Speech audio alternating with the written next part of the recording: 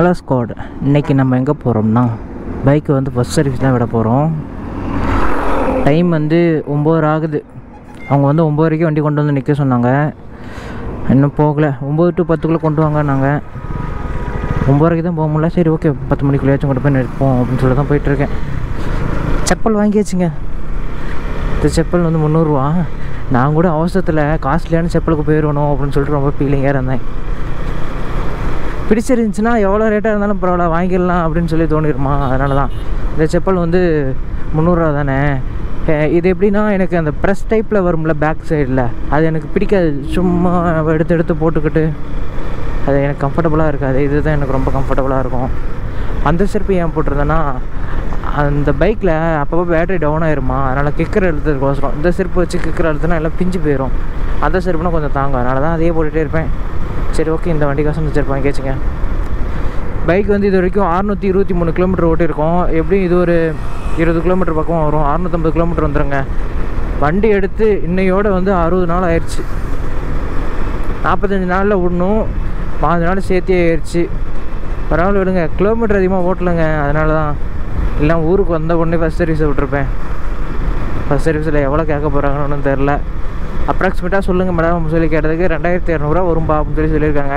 ஒவ்வொருத்தருக்கு பார்த்தா 1500 வருது, ஒவ்வொருத்தருக்கு வந்து 2000 வருது. எனக்கு எவ்வளோ வருதுன்னே தெரில. பார்க்கலாம். பைக்கில் மிரர் போடல. ஒரு கொஞ்சம் தூரம் ஓட்டிட்டு அதுக்கப்புறம் மிரர் போட்டுக்கலான்னு விட்டுட்டேங்க. பைக்கு தான் நான் 100 கிலோமீட்டருக்கு மேலே இந்த வண்டி ஓட்டவே கூடாதுன்னு சொல்லிட்டு நினச்சிட்ருக்கேன். ஹைவேல ஓகே நினச்சிட்டேன். ஸ்ட்ரீட் ரோட்டில் போயிட்டு நான் 170 கிலோமீட்டர் ஓட்டிகிட்ருக்கேங்க. அதுக்குமே கண்டிஸ்ட்டு இன்வெர்ட்னு ஸ்ட்ரீட் ரோட்டில் நீளே 70 ஓட்டக்கூடாது, 50 கிலோமீட்டர் தான் ஓட்டணும் அப்படின்னு சொல்லிட்டு. அதாவது ஊருக்குள்ளே ஒரு சிங்கிள் ரோடாக இருக்கும்ல, அதில் எனக்கே ஒரு மாறி ஆயிடுச்சு. என்னடா விடுவாங்க வந்துட்டுமே அப்படின்ட்டு. இனிமேட்டு போக மாட்டேன் அப்படின்னு சொல்லிட்டு ஒரு ப்ரே பண்ணிட்டு நினச்சிட்டு போயிட்டுருக்கேன். மைலேஜும் முக்கியம் தான். எதுக்கு வேகமாக போகணும், மல்லையே போகலாமே அப்படின்ட்டு அவசரமாக புறப்பட்டு வந்தேன். எதையாவது மறந்துடும்னு நினச்சேன். பார்த்தா மிரரோட வாஷர் மறந்துட்டேன். ஷோரூம்குள்ளே கொஞ்சம் போய் வீடியோ எடுக்கலாமான்னு நினச்சிட்டு இருக்கேன். பாப்பா எடுக்க முடியுதா இல்லையான்ட்டு. எனக்கு ஒரு மாதிரி சையாக இருக்குங்க. அதனால தான் நான் எங்கேயுமே வீடியோ எடுக்கிறதே இல்லை. ஹெல்மெட்டில் மாட்டிக்கிறது ஓகே, சும்மா நார்மலாக ஒரே இடத்துல ஸ்டாண்டர்டாக நிற்கிறதும் சரி, கொஞ்சம் அப்படியே உள்ளே போய் வீடியோ எடுக்கிறதும் சரி, ஒரு மாதிரி ஒரு சையாக இருக்கும். எடுக்கணும்னு நினச்சிட்டு இருக்கேன். பார்ப்போம். ஏன்டா நல்லா பேசினா நானும் நல்லா பேசினா வீட்டு எடுத்துகிட்டு வந்துடுவேன். ஒரு மாதிரி ரகடாக பேசினா ஒரு மாதிரி எனக்கும் கோபமாயிடும்.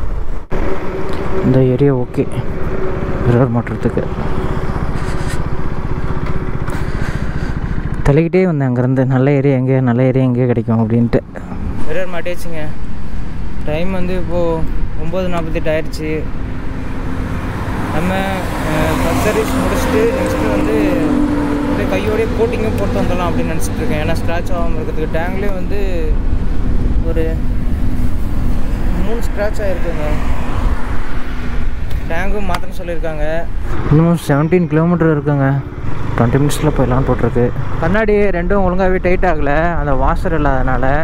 ஓரளவுக்கு டைட் பண்ணிருக்கேன். அப்புறம் வீட்டில் வாஷர் இருக்க எடுத்து போட்டுக்க வேண்டியதான். இங்கே போவானுங்களா மாட்டானுங்களா? அங்கே யாரா வெயில் அடிக்குன்னு சொல்லிட்டு நான் இனிமேல் நின்றுட்டே இருக்கேன். போகவே மாட்டானுங்க.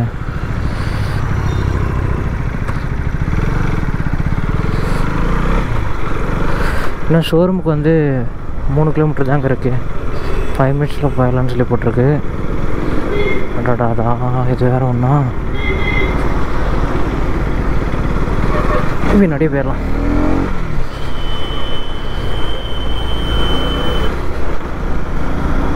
குதிரை இந்த வண்டியில் எனக்கு எப்பயுமே ஒரு ஆசை. எப்பயுமே வண்டி வந்து டேங்கை ஃபுல் பண்ணி ஓட்டணுன்னு. அது ஒன்று. இன்னொன்று வந்து அந்த பெட்ரோல் அருமை நமக்கு தெரியணும் அப்படிங்கன்னு ஒன்று இருக்குங்க. எனக்கு வண்டியில் பெட்ரோல் குறையவே கூடாது, ஃபுல்லாக இருக்கணும் அப்படின்ட்டு. நம்ம பெட்ரோல் அதிகமாக இருந்தால் நம்ம ஒர்க்கு முறுக்கிடுவோம்.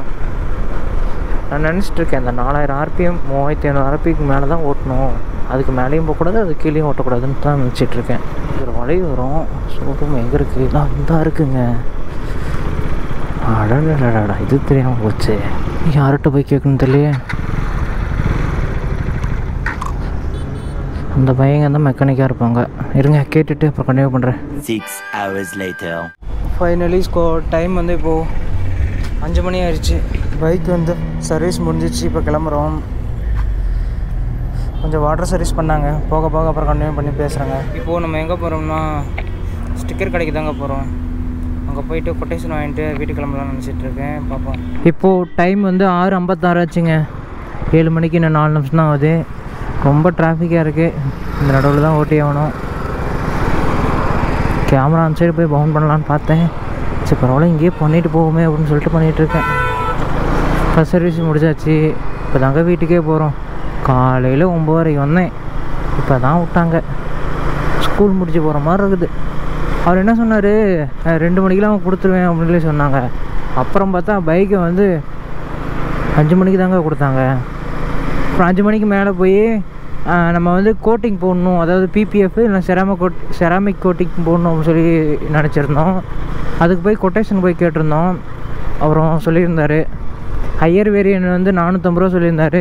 நான் கேட்டேன் எனக்கு லோவர் வேரியண்ட்டு தான் வேணும், நான் 2 வருஷம் இருந்தால் போதும், அதுக்கப்புறம் நான் மாற்றிக்கிறேன் அப்படின்னு சொல்லி சொன்னேன். என்னப்பா எல்லாருமே 5 வருஷம் 8 வருஷம் இருக்கிறது தான் கேட்பாங்க, நீ வந்து இப்படி கேட்குற அப்படின்னு சொல்லி கேட்டாங்களா. இல்லை நான் எனக்கு அப்படி தான் நான் பிடிக்கும் அப்படின்னு சொல்லி சொன்னேன். ரேட்டும் கொஞ்சம் கம்மியாக வரும்னு நினச்சேன். அவர்கிட்ட இப்போதைக்கு ஸ்டாக் இல்லைன்னு சொல்லியிருக்காருங்க.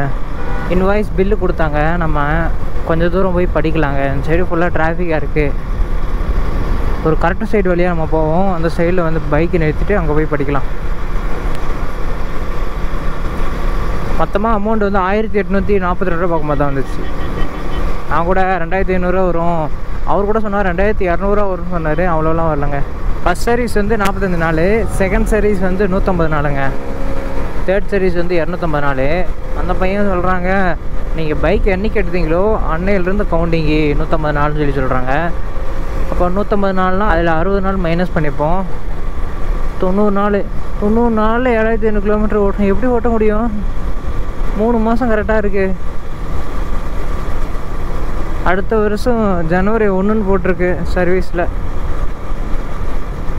நான் 7500 கிலோமீட்டர் போட்டேன். அட்லீஸ்ட் ஒரு 7000 கிலோமீட்டர் போட்டு நம்ம 7000 கிலோமீட்டருக்கு எவ்வளோ பெட்ரோல் அடிக்கணும், எவ்வளோ ரூபாய்க்கு அப்படின்னு சொல்லி கணக்கு போட்டால் 22,000 ரூபா வருதுங்க. எவ்வாடா அமௌண்ட்டும் ரெடி பண்ண முடியாது, அதேமாதிரி ஓட்டவும் முடியாது. ஏன்னா நம்ம இங்கே இருந்தோம்னா ஓட்டிடுவோம், இங்கே இல்லையே. அந்த பைக்கில் ட்ரிப்பு போகிறது எனக்கு அவ்வளோ பிடிக்கல. ஆனால் இந்த பைக்கில் வந்து ட்ரிப் போகிறது ரொம்ப பிடிச்சிருதுங்க. அப்படியே இப்படியே இருந்தால் கரெக்டாக இருக்கும். அப்படியே பிளாக் எடுத்துக்கிட்டு கண்டென்ட் எடுத்துக்கிட்டு யூடியூப்பில் போஸ்ட் பண்ணிட்டு இப்போது இந்த டைமில் இப்படி மாறணும்னு சொல்லி நினைக்கிறேன். ஆனால் எல்லாம் கிடச்சி இருக்கும் போது அப்போ என்ன மென்ஷனில் இருக்குமோ தெரில. எவ்வாடி டோல்கேட் வந்துருச்சுங்க. நானும் தெளிவிக்கிட்டே வரேன், எங்கடா டோல்கேட்டுன்னு. பெட்ரோல் வந்து ஒரு லெவலாக தாங்க அடிச்சிருக்கேன். இந்த வீடியோ அப்லோட் பண்ணிட்டு நெக்ஸ்ட் வீடியோ வந்து மைலேஜ் டெஸ்ட்டு போடுறாங்க. சரிங்க, நான் பில் வந்து காலையில் பார்த்து படிக்கிறேன். நான் ரொம்ப இருட்டாக இருக்குது, அதனால தான். ஓகே, நான் போட்டி போட சொல்லி புரியல. கண்ணை தொடக்கிறேண்ணா. ஓகே அதே மாதிரி வண்டி தான் நானும் ஓட்டுவேன். சரிங்களா ப்ரோ? என்ன உங்களுக்கு பிரச்சனைன்னு கேட்குறேன். எனக்கு முன்னாடி வந்து நின்றுட்டு போறீங்க. நீங்க போக வேண்டியதானே ரோட்ல? வர முடியும். நீங்க வந்து 100cc இதுல நான் உனக்கு என்ன ரேஸா ஓட்டிட்டு இருக்கேன். இருங்க, ரேஸ் ஓட்டினா வந்து உங்க பிச்சிட்டு போயிருப்பேன் நேரம்.